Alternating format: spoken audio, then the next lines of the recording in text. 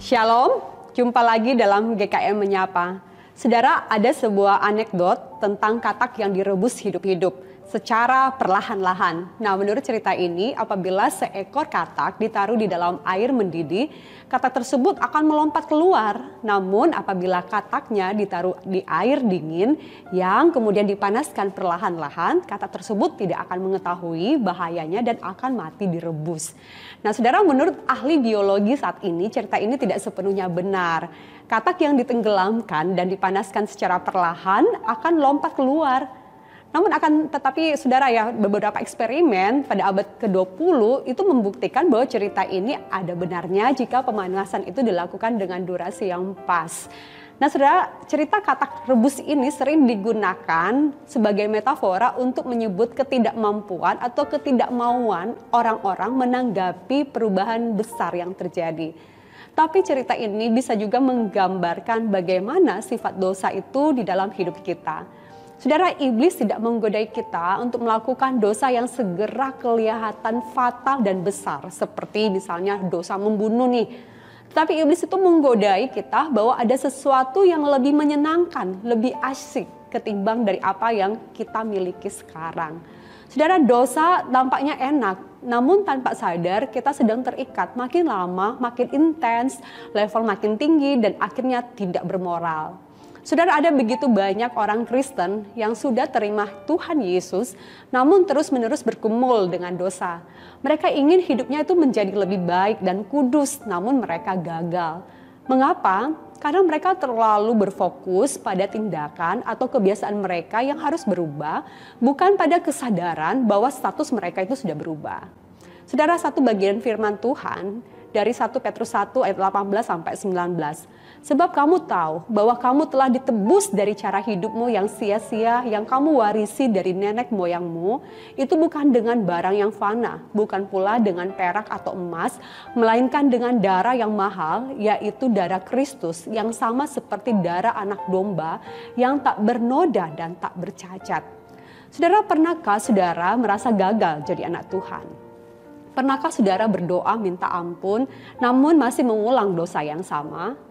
Saya pernah merasa seperti itu saudara. Saya tidak kesulitan dengan perintah jangan membunuh, jangan mencuri, jangan melakukan hal ini dan itu yang berdampak pada masalah moral atau kriminal. Namun bergumul untuk mengasihi Tuhan setiap hari.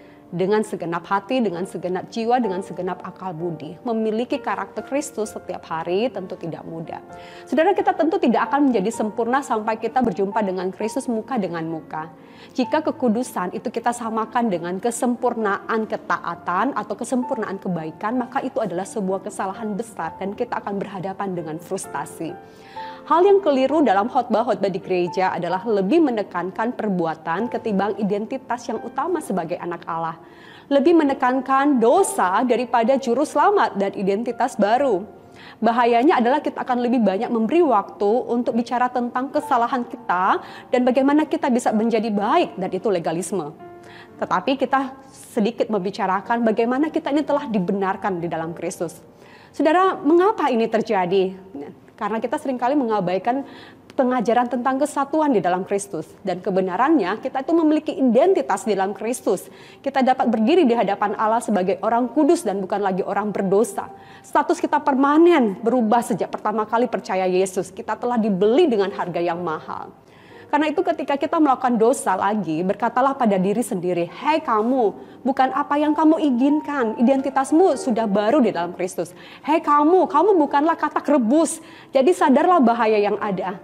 Penyatuan di dalam Kristus itu membawa kepada satu kebenaran, yakni hidup merdeka dari dosa, mati terhadap dosa dan hidup bagi Allah. Dan identitas baru ini tidak membawa kita absen pencobaan, namun identitas ini di dalam Kristus membawa pada hidup berkemenangan dari dosa. Karena itu Petrus katakan, hiduplah sebagai orang merdeka dan bukan seperti mereka yang menyalahgunakan kemerdekaan itu untuk menyelubungi kejahatan-kejahatan mereka. Tetapi hiduplah sebagai hamba Allah. Petrus tidak katakan jadilah orang merdeka atau kejarlah kemerdekaan. Tetapi bagi orang percaya, Petrus menasihatkan agar hidup sebagai orang merdeka.